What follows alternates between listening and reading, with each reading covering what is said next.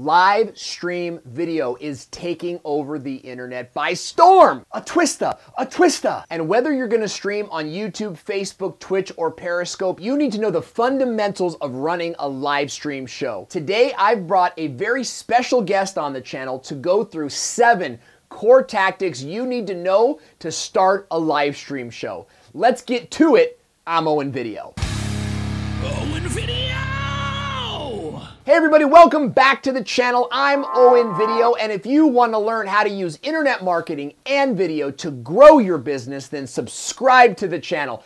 Don't forget to click the bell notification so that you don't miss a beat. Live streaming will get you more views. It will increase your watch time. You will get more engagement, which will grow your channel and grow your business. Today's guest is a live stream producer. He literally produces other people's shows, and I've invited him on the channel to talk a little bit about his core tactics for starting a live stream show. Today's episode is a little bit long, so you may just want to listen to it, but I'm super excited to introduce you guys to Jonathan Tripp. He's going to lay down some fantastic points you need to know for live streaming. So let's go to the interview on the Business of Video podcast. You're listening to the Business of Video podcast, where the world's top YouTubers and marketers talk about what's working with online video. This podcast is recorded live on Facebook every week, and you can join us when you visit businessofvideopodcast.com. Now your host, Owen Video. Today's guest is extremely cool. He's literally smoother than hot honey. Jonathan Tripp poses a unique and refreshing perspective on the changing world of live stream video, social media, and online community growth. He is the host of a popular Twitter chat, #Let'sLivestream, and produces his own live stream and social media show, Talk Show News. I've often said it's the best show on Facebook Live. He's also the founder of a Facebook community group called Live Talk Nation. He's Jonathan Tripp. So, Jonathan, welcome to the show. Hey, guys. Great to see you. How are you guys doing today, huh? Hey, I'm rocking. This is a great day. So far. Let's see how the show goes. Yeah, I know, right? Before any definitive decisions are made on what type of day it is. We don't want to count our chickens before they're hatched. But Jonathan, I'm thrilled that you were able to make time for the show today. I've been watching your work for a long time, and I'm really excited to dig into the content.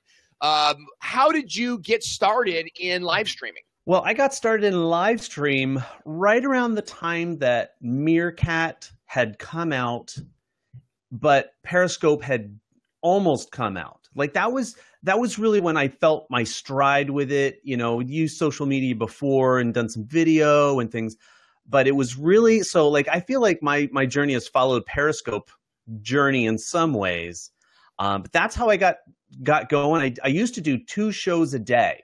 I used to just go live twice a day, just meeting people, talking with them, getting involved with their community, and out of that came doing my own show. And then we switched over to Blab, and now we're doing it on Facebook Live and Periscope and YouTube. And I mean, we have a blast every week. It used to be 5 days a week, and now I just do 1 day a week with that. And I do Let's Live Stream, and we just want to have a lot of fun in our live stream. You're certainly a natural with it, and you're going way back to like Meerkat and Blab, and those are the platforms that sort of got me hooked as well. You're not just live streaming, you're actually producing other live stream shows. And on today's show, we're going to go into how you're producing professional live streams. And I can't wait to get into it with you today on this topic. It's going to be very educational. You had mentioned before the show there are 3 real pillars to a successful live stream show. Review what those pillars are for our audience. All right. So when you kind of hit really like right to the heart of it right away, and I really like that because I think a lot of people just think of going live as just go live. You just push the button and you just do it. But I think, and that to me, and by the way, I'll just kind of give it away, like that's the middle step. There's a before and there's an after step. And so for me, in a lot of the way that I've thought about it, what I see is doing the best ways to really handle and think about live streaming is you have to think about the pre-show, the prep, the get ready before you actually push the live button. And to be honest, I think a lot of people spend too much time in this phase where they're always trying to prep, but if you keep it really simple and you hit some major objectives, it's going to make the rest of your live stream go so much smoother, so that when you get to the production, you can be relaxed because you already know, you've already got the plan. And then what do you do afterwards? And this is the third step, which is that post-production. How do you follow up with that great piece of content that you just made, and what do you do with it? A lot of people fall off at this because they put all their heart and soul into that middle step. By the time they get to the post-production or that after show part, they've got nothing left. And so they're done. So those are the three: the pre-show, production, and the post-production. I think that makes a lot of sense, you know, and having that organization, I know for this show is pretty important.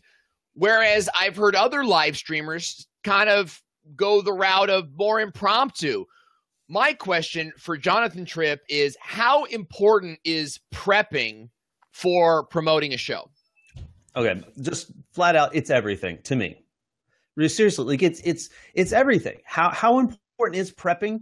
This is the thing that makes the rest of the whole event. I mean, if you're thinking about like, okay, where do I want to go? Who do I want to involve? What topics do we want to talk about? It's okay to do short little ad libs, but it's one thing when you bring on a prominent guest, you don't want to be making it up as you go along.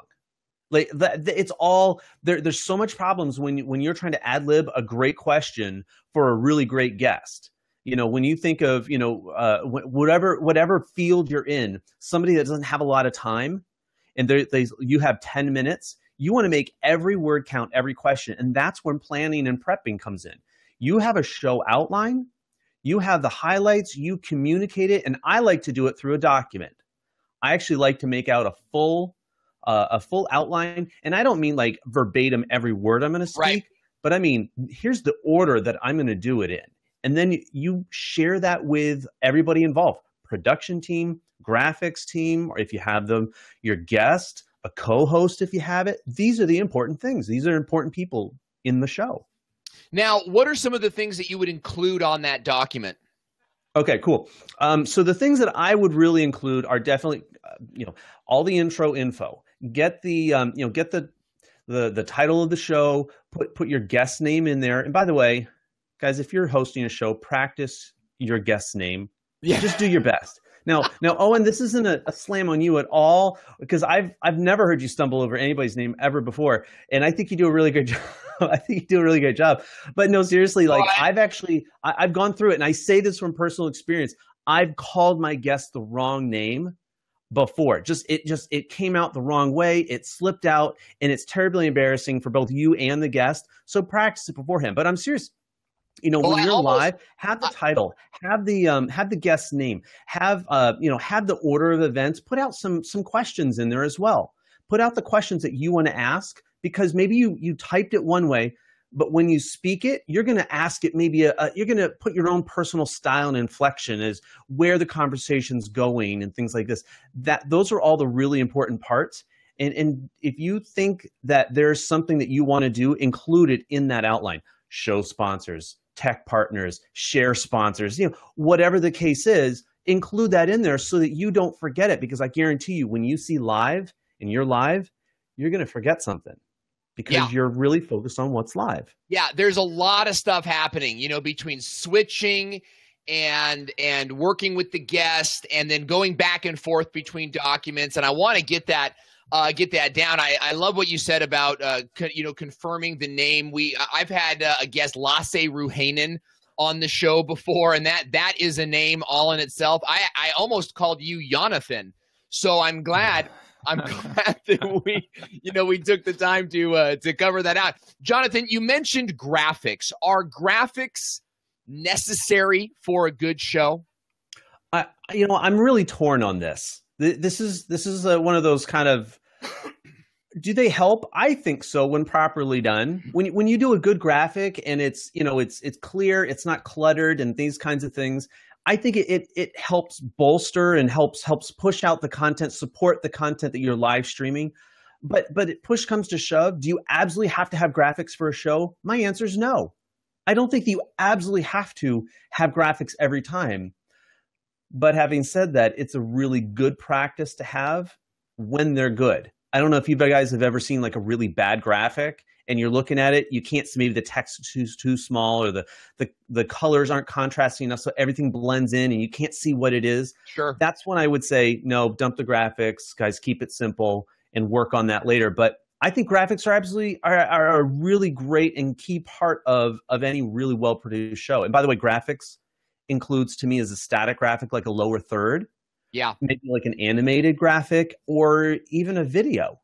I'll just put all three of those in there. Those are all graphics. I think those are all part of the live stream experience. And Nick might have some thoughts on that as a designer himself. You know, I know that Nick sees the visual imagery as something that's super important. Your thoughts, Nick Nimmin, on having graphics for a show? Yeah, I think that graphics are definitely supportive. You know, of course, depending on what it is that you're talking about. Like if you're talking about things where, you know, it would be helpful to illustrate, then of course, you know, you'd probably want to throw in some slides there if it would help communicate the thought. But as far as lower thirds and things like that to help everybody know who everybody is in the stream and things like that, I think there's definitely a bonus in that. In my stream today with TubeBuddy, you know, the same thing, just to basically kind of break up the scene, because I knew I was going to be going for an hour and a half. So what I did is I put together some slides, you know, so basically as the stream kind of progressed on, then I would bring up a slide for each segment and then move into that segment and kind of use that as a mental break point too. So in addition to what it was doing for the viewers, it was kind of like a milestone, so to speak, through the stream for me as well. So it kind of helped me, you know, kind of reset my brain on what I was talking about and keep moving forward as well. I think that they're definitely beneficial. We're using a platform to stream this live on Facebook right now called BeLive.tv, and we really love this platform for its ability to really pop up some quick graphics. I feel like it's essential. So I'm glad that you mentioned the graphics part of it, Jonathan. How do we get graphics made? Do you need a professional designer? Are we using Fiverr.com? What are your thoughts on where to get graphics made? Well, everybody's going to have their own flavor. You know, there's, you know, you go out, you search on Instagram, you're going to see every variety of graphics designer. And just because you own a Photoshop doesn't make you a designer, right? I mean, I'm kind of stating the obvious, and I see you guys both smiling as soon as I say it, but that's very true. You know, but at the same time, though, sometimes it doesn't always have to be, it doesn't always have to be Photoshop, top of the line, you know, spending 8 hours on a lower third that includes, you know, like an icon and, you know, somebody's name, right? So what we're doing, I always think that when it comes to those things, you need to find that happy medium that serves the purpose and supports the content. Now, if you're a really good graphics designer, go for it. Make something amazing, but make sure that it doesn't actually overpower the show. Have you ever seen those? Like the lower third is actually so interesting, and I'm focused on that, and I forget what they're talking about. So, you know, and I think you can also overproduce a show. I think you can get to a place where you put so much energy into the graphics, into the video, into the switching, that you lose focus on the show, and that can sort of be distracting in itself. Do you have a favorite workflow? We've talked about some show prep now, and now we're talking about like executing the show. I'm really interested in your workflow. I've seen your shows. They are spot on, very professional, and wanted to know, do you have a favorite workflow? What's the tech you're using, and how do you set it up? Right. So here's the thing, I think, with workflow. It has to serve that outline. Okay, so I always think of like it's things are always progressive. You know, I'm building on the thing I just did. So you know, when I say workflow, I'm actually going to go right back to my show outline. Where, look, do I need a show card? Yeah. Do I need lower thirds? Do I have a guest on? And all these things I kind of layer on top of each other. So when it comes to the workflow, like if I don't have a guest on, if I'm just doing a solo show, or like almost like that webinar presenter style, then guess what? I don't need to worry about a good whole host of extra checks and downloads and uploads and you know, verifying. I just can go right off my outline and things like this. So my workflow, it actually starts with content first and then technology. And does that ring a bell? Does that make sense to everybody? You got to have a great show. You have to have great content. Because otherwise, like Nick was saying, it's all overproduced, and you've got all the bells and whistles. And when it comes to actually time okay, so what are you going to talk about? There's nothing there, and I think you can get away with that one, maybe two times. I agree. I think people will be forgiving, sometimes, but if they get into the habit of hey, this show's kind of a mess, then they're not gonna keep coming back. Yeah, I'm totally on board with that. Or it's too fun, or it's just kind of like, hey, we're a bunch of buddies, we're kind of like drinking buddies, and we're on the show and we're just kind of goofing off, and that might be fun for a minute or two, but I don't think it's going to create that extended viewership that'll move your show into the future. But when it comes to the actual workflow of actually producing your show when you're live, yeah, absolutely. I always say start with your content, plan it out, add the tech that you need for it. So if you're going to use BeLive, make sure that you understand what you can do with BeLive. Are you bringing on guests? How many guests? What kind of lower thirds can you do? Are you able to talk about a topic while you're typing or clicking? Some people can't do that, and that's fine. Just know that limitation as you're putting this together. But again, I always say build from the ground up, have your plan. Start with the people, start with your content, and then start adding on those extra little boxes after that. Jonathan, tell us a little bit about the technology that you're using to produce your shows. Are you using Blue Jeans? Are you using Skype? Are you using Wirecast? Tell us a little bit about that. This is the $10,000 pyramid question. No, $64,000 pyramid question. That's what it is. I almost mixed my metaphors. No, this is really it. And I'm going to say like this, I'll go briefly and just kind of tell you a little bit about what I personally use and maybe the reasons why. But there's also some other partners, and I like to call them technology partners. Okay. So whether you use a Blue Jeans or a BeLive or a Zoom, and I happen to use Zoom. I just like it. I'm comfortable with it. It gives me enough of what I need. But I like Zoom. I use Zoom as my video conference platform. That's where I can bring in the guests and things like this. And they do some really great things. They've got some great options. And they've changed around some of the formats, some of the features, but I think it's actually very, very user-friendly. It's got a mobile option on it, which I've used. Personally, you can use it on iOS and on Android. I've actually broadcast from a Wi-Fi. I don't necessarily have to be hardwired in. So I really like that Zoom channel option. The next real big one that I use, and it's a little bit of workflow too. So we're going to kind of marry these questions together. I happen to use Telestream's Wirecast as my switcher. Now that's a software switcher. It's not a hardware switcher. And some people are like, look, I only trust hardware. I like the software. And the reason why is because I can take it with me fairly easily, because I just put everything in one box, one machine, and I take that machine. I don't need a whole host of other things. So then I use Wirecast as the switcher. And then, this is the latest one, I use Switchboard Live. Have you ever heard of this? Formerly known as Joycaster. Okay. That is one of my favorite, we talk about, the workflow. Joycaster is my send-out tool, and I swear by it. I live it. I love them. Rudy and Jason over there as part of the team, they are absolutely fantastic to work with. So I really like them for what I do. And so those are the three major tech partners or technology pieces that I use. That's a huge tool for me. I've never heard of that last tool, Joycaster. Yeah, they're kind of, that's now become a product, but switchboard.live, there's your .live domain, but there's your Switchboard is a really, that's kind of one of the newer partner, as it were, and they're doing some really kind of cool things with cloud streaming and things like this. And but yeah, that's a really great tool to pay attention to.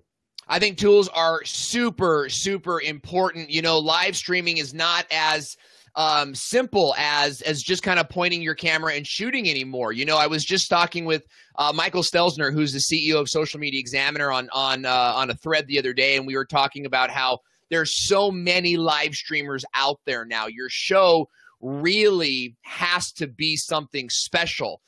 So using tools and using software and knowing what's out there is going to be pivotal for success in having a live stream show. What's the best way to share airtime with a guest? When you're a host, typically hosts like to talk. Can we really all be honest? We like to talk. This is my show. You know, this is before you get into all that, let me just cut you off there and tell you a quick story about my kids. That's right. I'm kidding. Yeah, you're absolutely right.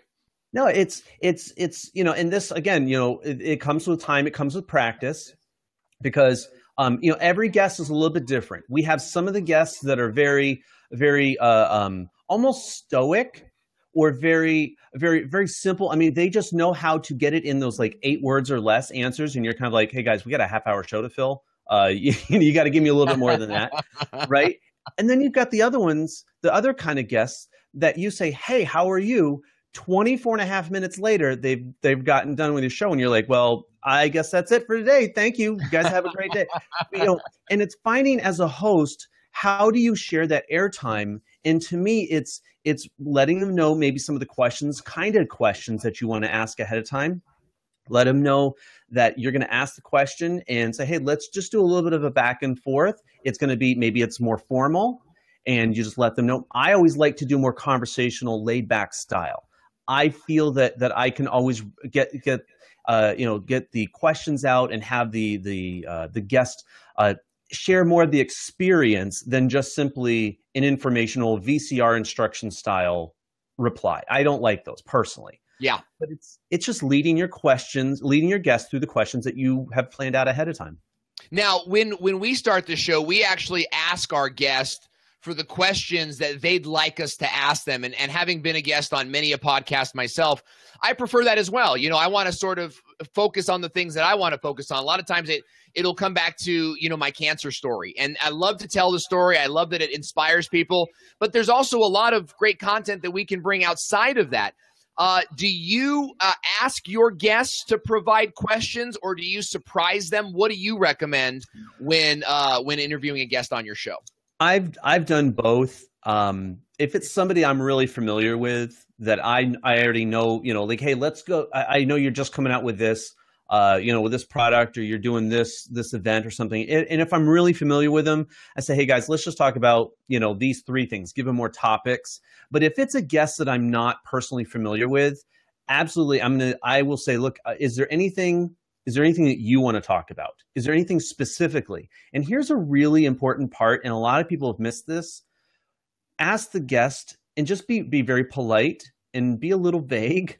Yeah. Ask them, is there anything that you don't want to talk about? Oh, that's good.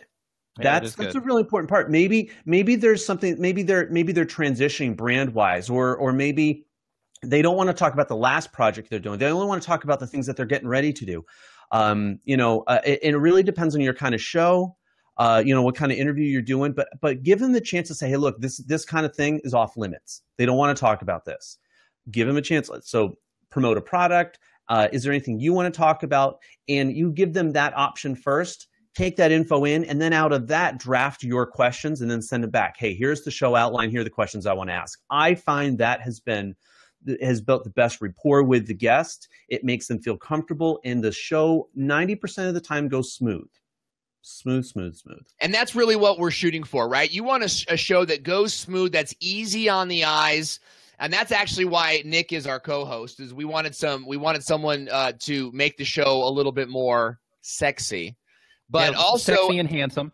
That's right. Yeah. I just got to check that off the list.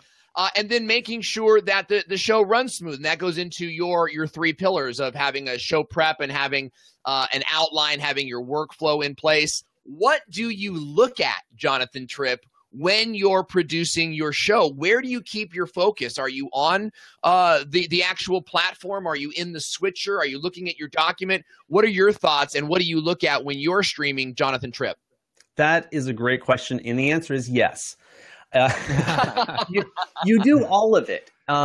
If you're producing your own show, if you're the button pusher, as I always call them, here's the button pusher. There's the people that talk, you know, those are the guests or the hosts or things like this. You know, if you're a moderator in the side, you know, what do you look at? You know, I think everybody has the roles, but when you mash them all together, the answer is yes. You have to look at your switcher if you're switching. You have to look at people's comments. You need to make sure that you have an eyes up or a heads up on your outline.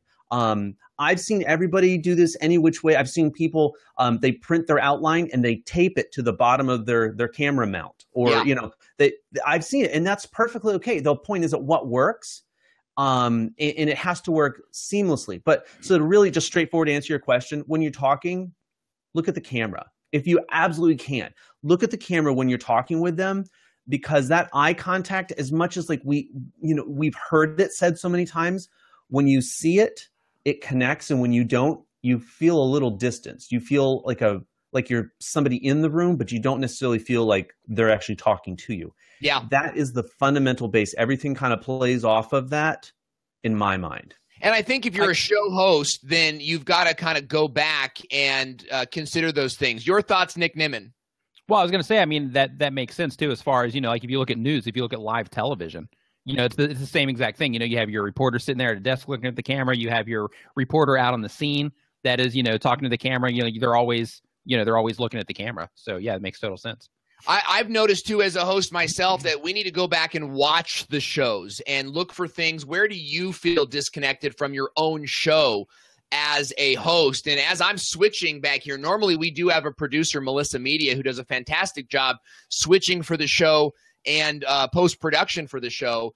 It allows me to focus more on the camera instead of having to go back and forth and whatnot. But making sure that you're creating that eye contact, that's what creates connection with the audience. Is that what you're saying, Jonathan Tripp?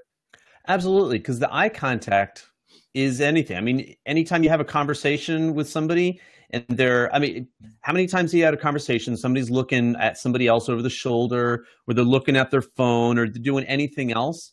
It can be, at worst, come off as rude.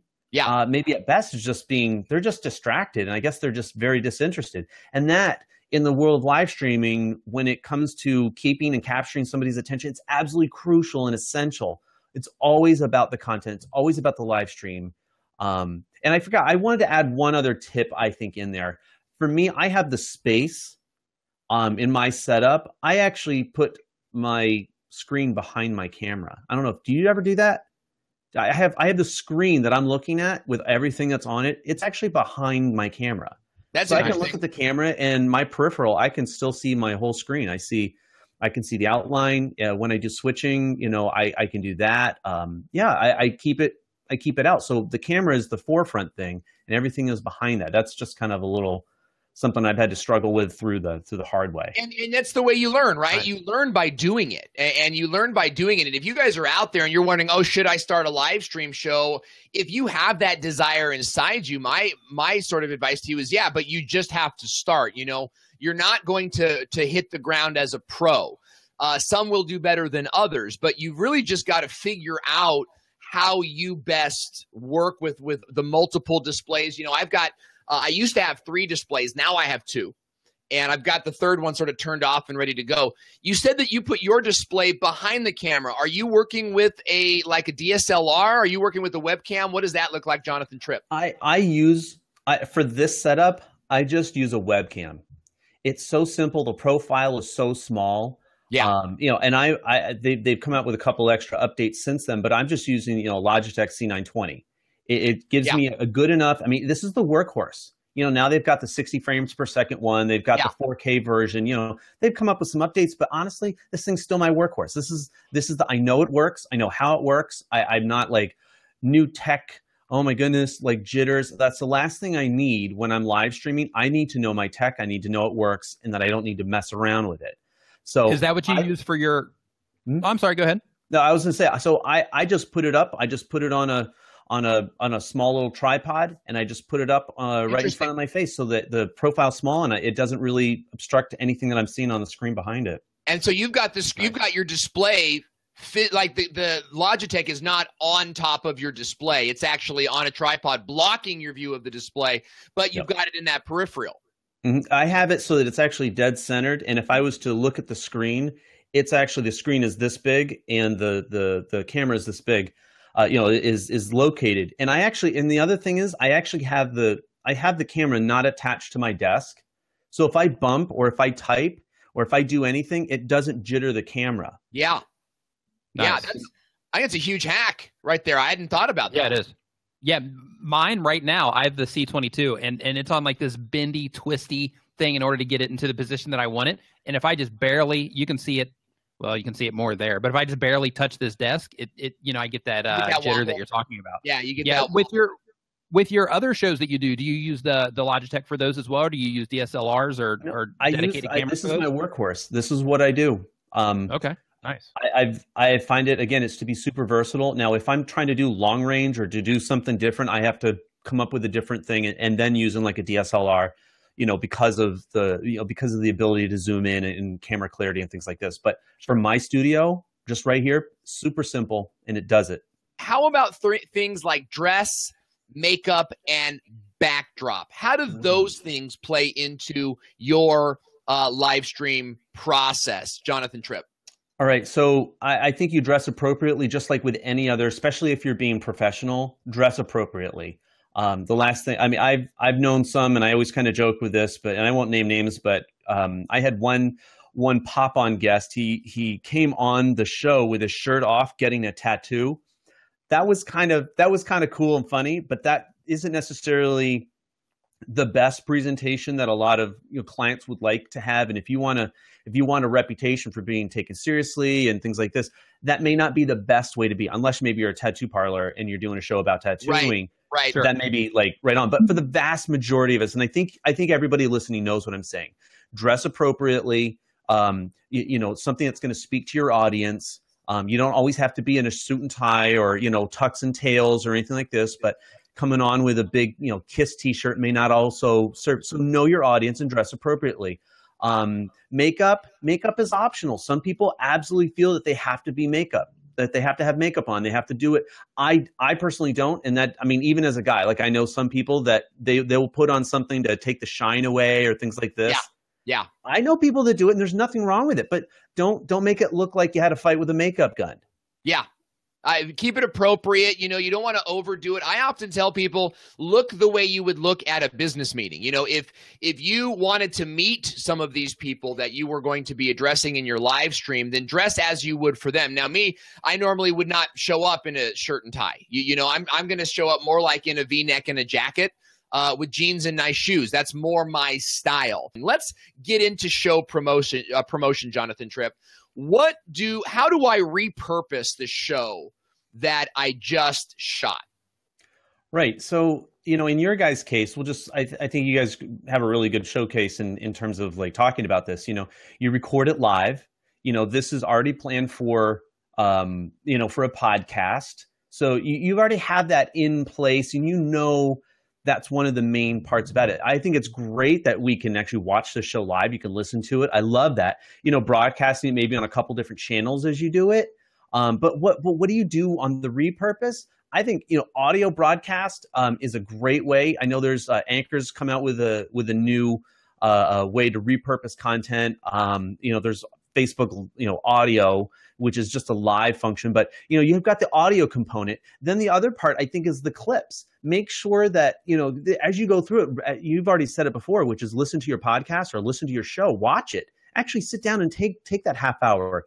You're going to learn a ton about how you look, how you present. Like I happen to talk with my hands, so I have to have things on my desk to keep my hands busy. That's why I like to produce and touch a lot of buttons and stuff like that, because it helps me, right? But go back through it and look for those clip moments, those moments where you get maybe 10, 15 seconds of like, that was a really good response. It was right to the point, and it was clip worthy, as I say. Clip worthy. That's I love that. That's something that I think I struggle with. I like to repurpose the whole show. Once we are done filming this live on Facebook, we cut out and we use our show notes for this. We know what we're going to cut out, and it's going to go onto iTunes with some audio bumpers, and then we're going to put that audio bumper version, we're going to export it to MP3, and we're going to put that show on YouTube as well. Mm-hmm. So being clip worthy is a fantastic show tip there. Now, do you recommend, Jonathan Tripp, repurposing onto multiple platforms Do you have any advice for outside of being clip worthy? What are your thoughts on that? Okay, so this is a really good point. A lot of people struggle with this because they say, look, just be on one platform. So if you're on YouTube, just be on YouTube. Stop screwing around with Instagram and Facebook and Twitter and all that stuff. I say this, look, if you have an audience on a platform, speak to them. Use the content, whether like if it's on Instagram, then you can clip up to a 60-second. I wouldn't necessarily use 60 seconds, but you can use a longer clip. Use some of that. Put some of the video out. You know what? If somebody said really something awesome, we said clip worthy, then make a quick little square, like a little Instagram graphic of it, where it's just a static image. Post it there. Put it on Twitter. Make sure that you're tagging the people involved. I mean, these are all kind of like, I call it social media common sense, but I would just say this, it's like, where your audience is, repurpose that content in a bite size and in a snackable, if you were, boy, you can tell it's almost hungry time, but in that bite size, content where you just want to give them enough that they want to come watch the show. And it's a magic formula. And I'm telling you, it works every time. You just said a huge buzzword for me too is formula. You've got to have a formula.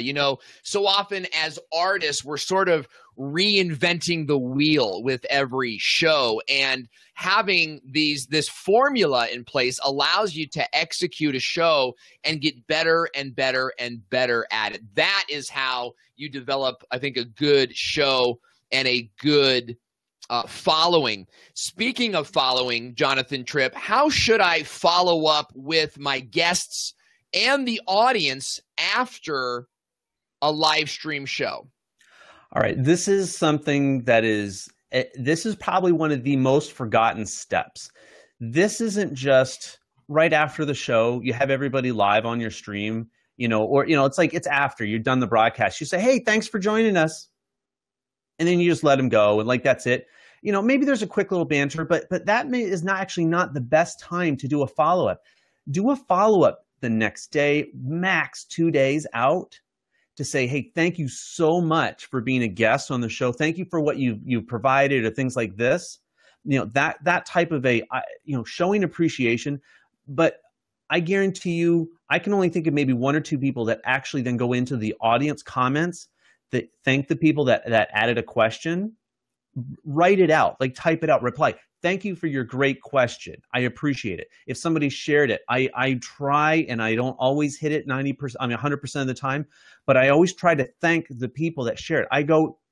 If it's on Facebook, I click on the share button, and I find where they posted, and I write, thank you so much for sharing. It means a lot. Mm-hmm. Those are the things, when you acknowledge somebody personally, your guest and your audience, the people that are contributing to make your now almost 35, almost 40 viewers, you make them feel special. They're going to come back again and again. That's I think such a strong point, Jonathan Tripp, and that's something that Nick, you've been with me since the beginning.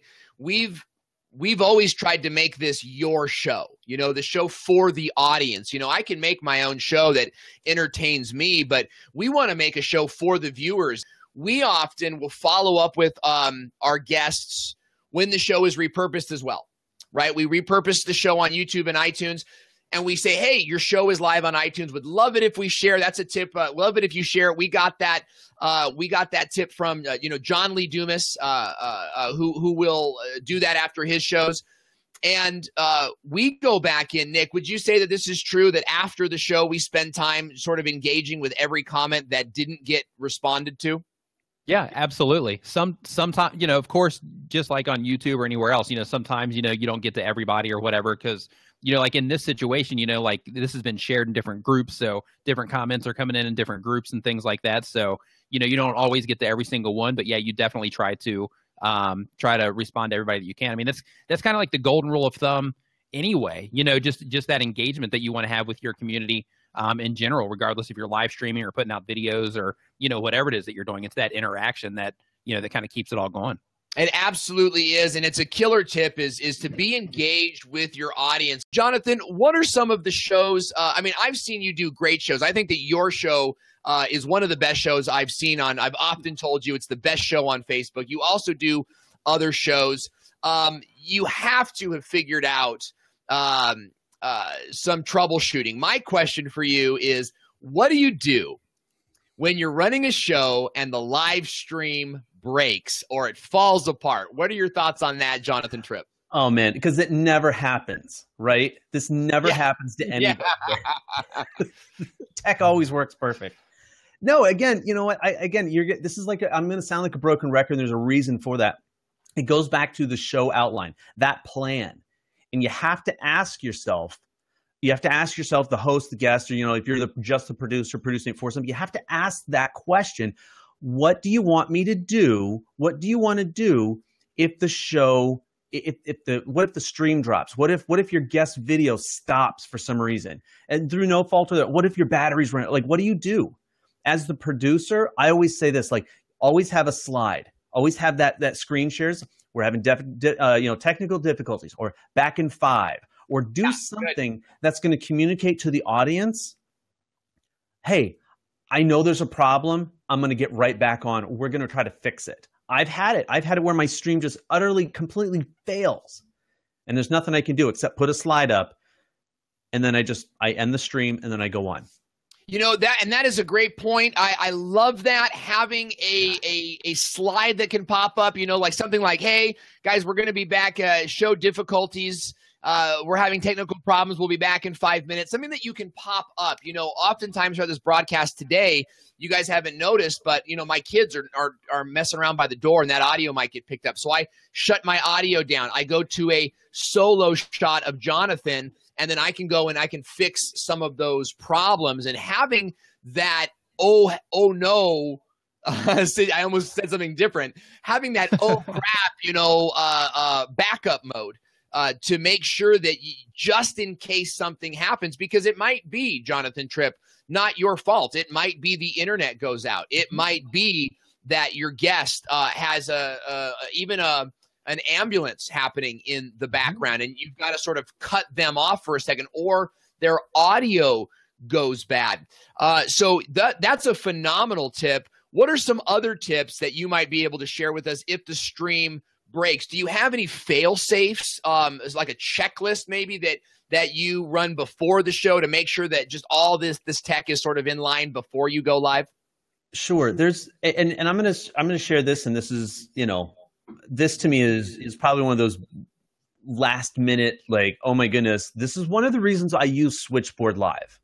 Okay, because you can go into that, and when you're streaming out to multiple places, and sometimes I do it just for the fact that I can control the streams, you can go in, you can turn off a stream.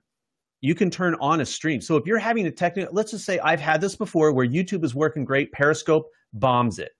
And I turn off Periscope and I can just return it back on. Yes, it starts a new broadcast, but honestly, I'd rather have a new broadcast that works than one broadcast that doesn't. Let's be honest. I want one that works. So that's right. That's one of the options. That's right. We had just live, for those of you guys that joined me for my Monday night live stream, we could not get the stream onto Facebook for the life of me. We restarted 3 times. And at the end of the day, it's like, you know what? I guess only YouTube is going to get the content today. The show must go on. Do you believe in that adage, Jonathan Tripp? To the best of your God-given ability. I think. Yeah, we even had here last week. Was it last week? I think that my computer just completely shut off. It was either last week or the week before, something like that. Like I had I don't know if it was like a driver issue or whatever, but everything just kind of shut down. So Owen just had to cover, you know, while I mean, as you can tell, I'm the co-host here, so I'm not really saying much anyway. But so it was pretty much, you know, just a show as normal. It's just you didn't see me on the screen. But it did happen. Yeah, you did have, and we do want to involve you. You know, you are involved. We actually have people saying, "Hey, let Nick talk more." Right. Sure. Yeah, and just, you know, because tech issues definitely do happen, and sometimes, you know, something out of your control. Sometimes, like you're saying, you know, with the kids running in, or, you know, just whatever, mic's bad, ambulances, you know, things like that. You really don't know what's going to happen. Jonathan, can you tell our audience how they can stay in touch with you and log into you to hear more about your great tips? All right. I always subscribe to at least 2 different ways, okay? You can always go over to jonathantripp.live to catch what I'm doing now live, okay? So my latest live show is going to be in there. You can also go over to, you can follow me on Instagram at John Tripp. So it's JONTRIPP. That's my Instagram. Or if you just the good old fashioned way, go over to jonathantripp.com. That's probably, that's the regular website. That's where I'm starting to post a lot more of my regular blog content and things like that. Those are probably going to, those are the tried and true ways to do it. Other than that, just search for Jonathan Tripp on social, Twitter, Instagram, Facebook, whatever. So In the Google machine? in the Google internet's machine, and you got it, man. Yeah. Hey, thanks so much for joining us today. I hope you enjoyed everything that you heard. And if you want to hear more episodes of the Business of Video podcast, you can click on the link right now or subscribe to iTunes. And if you're ready to take that next step and start working with me personally to grow your channel and grow your business, then check out BizTube Academy and see if it's for you. Thanks so much for watching. We'll see you next time.